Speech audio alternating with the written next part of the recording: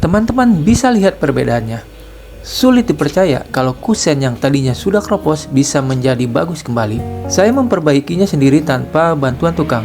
Kali ini, saya akan menunjukkan seluruh prosesnya dari awal sampai selesai. Simak terus videonya sampai habis agar tidak salah langkah. Teman-teman bisa lihat sendiri kondisi kusen jendela ini. Kerusakannya sudah cukup sangat parah. Biasanya, kusen seperti ini langsung kita ganti dengan yang baru. Tapi sebelum mengeluarkan biaya yang lebih besar, saya ingin mencoba cara yang lebih hemat dan bisa saya kerjakan sendiri di rumah. Siapa tahu cara ini bisa menjadi alternatif yang cukup bagus dan murah. Kali ini, saya hanya memanfaatkan kardus bekas paket online sebagai bahan utamanya. Sebelum mulai memperbaiki kusen, saya semprotkan dulu obat rayap ke bagian yang keropos. Saya lakukan ini supaya rayap yang masih bersembunyi di dalam kayu bisa mati. Setelah disemprot secara merata, saya biarkan beberapa saat agar cairannya meresap ke bagian dalam kayu. Baru setelah itu saya lanjut ke proses berikutnya. Sekarang saya siapkan beberapa penggaris. Karena bagian sudut kusen yang keropos sudah hilang cukup banyak, saya perlu membuat cetakan sementara. Penggaris ini saya pasang di antara kusen dan jendela agar adonan tidak keluar saat proses penambalan.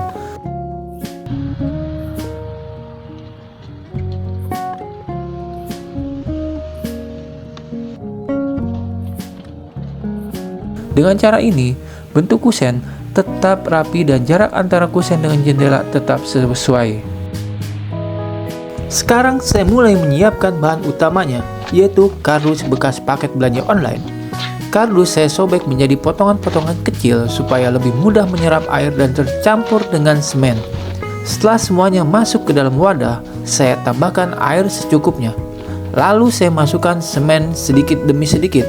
Selanjutnya saya aduk sambil diremas dengan tangan agar kardus lebih cepat menyerap air dan semen. Dengan cara ini, serat kardus akan lebih mudah menyatu dengan adonan. Kalau adonannya masih terlihat kurang padat, semennya bisa kita tambahkan sedikit lagi. Terus aduk dan remas sampai semua bahan tercampur merata dan siap digunakan. Di tahap ini memang butuh sedikit kesabaran karena kardus tidak langsung menyerap air dan semen. Sekarang adonannya mulai saya masukkan ke bagian kusen yang keropos. Saya menggunakan tangan supaya adonan bisa benar-benar masuk sampai ke bagian yang paling dalam. Saya tekan perlahan sambil memastikan tidak ada rongga yang kosong. Semakin padat adonan yang masuk, hasil perbaikannya nanti juga akan lebih baik.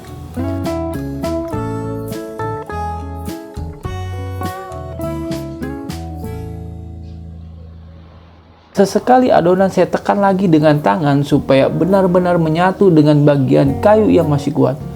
Kalau masih ada bagian yang kurang, tinggal ditambahkan lagi sampai seluruh rongga terisi dengan baik. Untuk bagian yang keroposnya cukup dalam, saya masukkan sedikit demi sedikit. Cara ini memang membutuhkan waktu, tetapi hasilnya akan lebih rapi dibandingkan langsung memasukkan adonan dalam jumlah banyak sekaligus.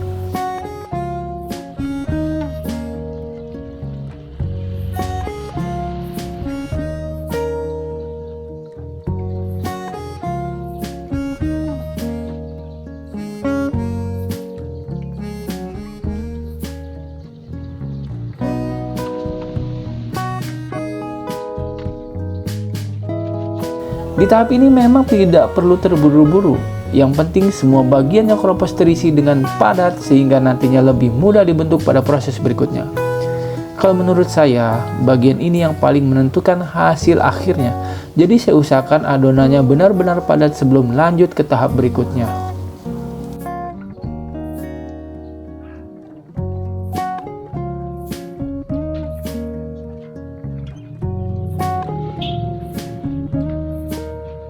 Setelah semua bagian yang keropos terisi, sekarang saya ratakan permukaannya menggunakan kafe. Tujuannya supaya tambalan tidak menonjol dari permukaan kusen dan hasilnya lebih rapi. Di tahap ini, saya lakukan perlahan sambil meratakan bagian yang masih belum rata.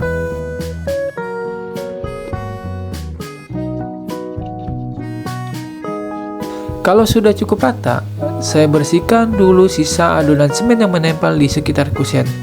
Lebih baik dibersihkan sekarang sebelum semennya mengering, jadi nanti hasilnya juga akan terlihat lebih rapi dan tidak terlalu sulit untuk dibersihkan. Setelah semuanya selesai dirapikan, tambalan saya biarkan dulu sampai benar-benar kering. Jangan terburu-buru ke tahap berikutnya, karena adonan perlu waktu supaya mengeras dengan baik. Kalau tambalannya sudah benar-benar kering, barulah kita bisa lanjut ke proses berikutnya agar hasilnya lebih maksimal. Selanjutnya, saya lepaskan penggaris yang tadi dipasang sebagai cetakan sementara, karena adonannya sudah mulai mengeras. Bentuk sudut kusen tetap bisa dipertahankan dan hasilnya terlihat lebih rapi. Seperti ini hasil sementara setelah tambalannya mulai mengering. Bentuk kusennya sudah kembali terbentuk. Selanjutnya saya akan merapikan permukaannya supaya hasilnya akhirnya terlihat lebih halus. Sekarang saya siapkan adonan untuk tahap finishing. Saya masukkan semen ke dalam wadah, lalu tambahkan air secukupnya. Setelah itu saya aduk sampai semua bahan tercampur secara merata dan tidak ada bagian yang masih menggumpal.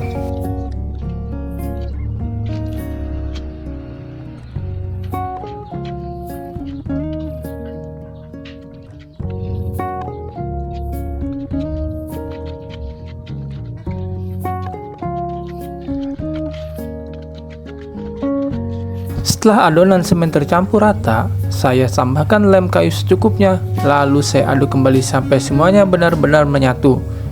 Saya buat adonannya tidak terlalu encer, tetapi juga tidak terlalu kental, supaya lebih mudah diaplikasikan ke permukaan tambalan. Menurut saya, tambahan lem kayu ini bisa membantu adonan menempel lebih baik saat digunakan sebagai lapisan finishing. Kalau sejauh ini videonya bermanfaat, jangan lupa bantu channel ini dengan menekan tombol like ya. Kalau teman-teman punya cara lain untuk memperbaiki kusen yang keropos, boleh juga berbagi di kolom komentar. Saya juga ingin belajar dari pengalaman teman-teman. Sebelum mulai tahap finishing, saya buka dulu daun jendelanya dan saya ganjal supaya lebih mudah saat mengerjakan bagian kusennya. Dengan begitu, saya lebih leluasa meratakan adonan sampai ke bagian tepinya.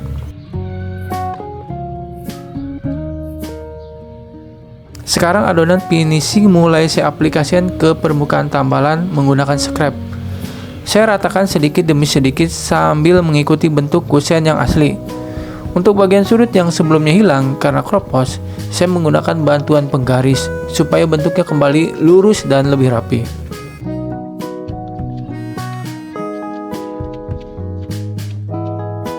Saya mulai dari bagian sebelah kiri terlebih dahulu. Setelah itu baru saya lanjut ke bagian tengah, kemudian terakhir ke bagian sebelah kanan. Saya kerjakan perlahan supaya setiap bagian bisa terbentuk dengan lebih rapi.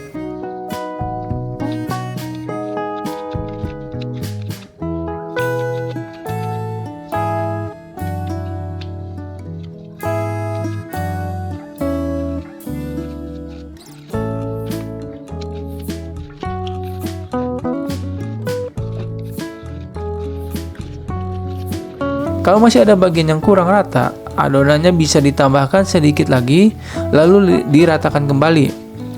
Di tahap ini, saya tidak terburu-buru karena hasil finishing akan sangat menentukan tampilan akhir.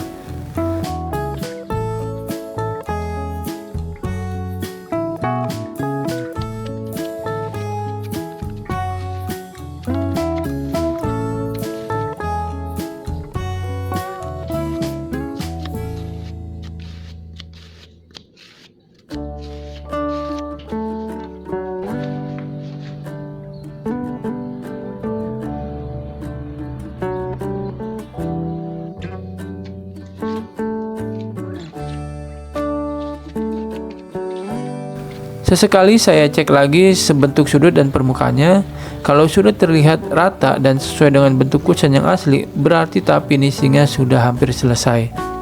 Bagian sudut ini memang harus sedikit lebih teliti supaya setelah kering bentuknya lebih rapi.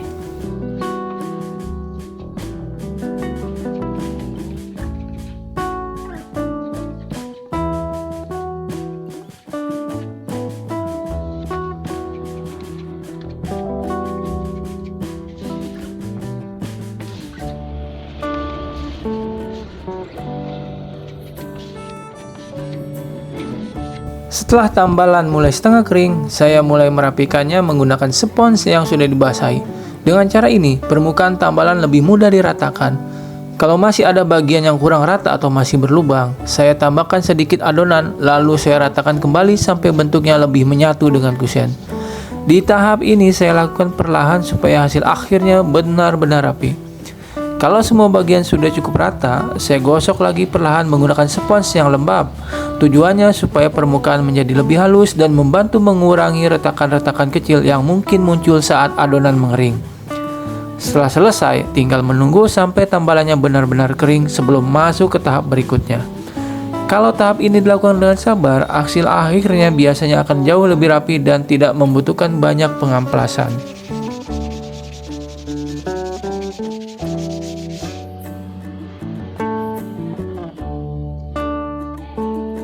Setelah tambalannya benar-benar kering, sekarang saya lanjut ke proses pengamplasan. Tujuannya supaya permukaannya lebih halus dan rata dengan bagian kusen yang asli. Saya lakukan perlahan sambil meratakan setiap sisi, terutama di bagian sambungan antara tambalan dan kusen, supaya hasil akhirnya terlihat lebih menyatu.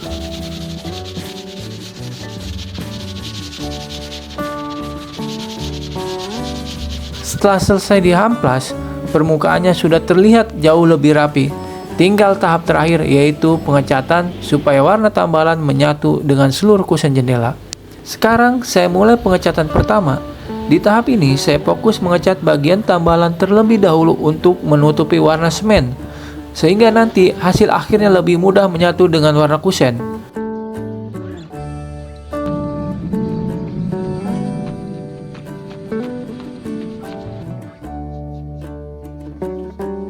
Saya gunakan cat berwarna putih tulang karena sebelumnya kusen ini juga menggunakan warna putih.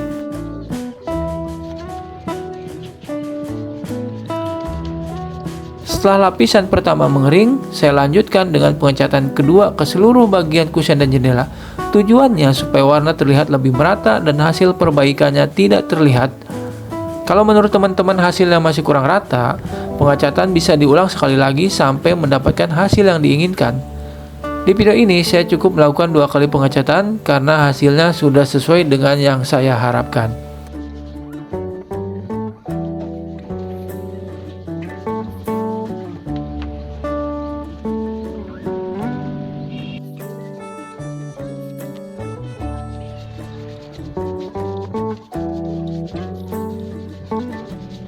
Pengecatannya sudah selesai karena saya tidak menggunakan lakban. Masih ada sedikit cat yang menempel di permukaan kaca. Tapi tidak masalah, bagian ini masih bisa dibersihkan dengan mudah. Sekarang saya bersihkan sisa cat yang menempel menggunakan alat pengorok kaca. Lakukan secara perlahan supaya cat bisa terangkat tanpa menggores permukaan kaca.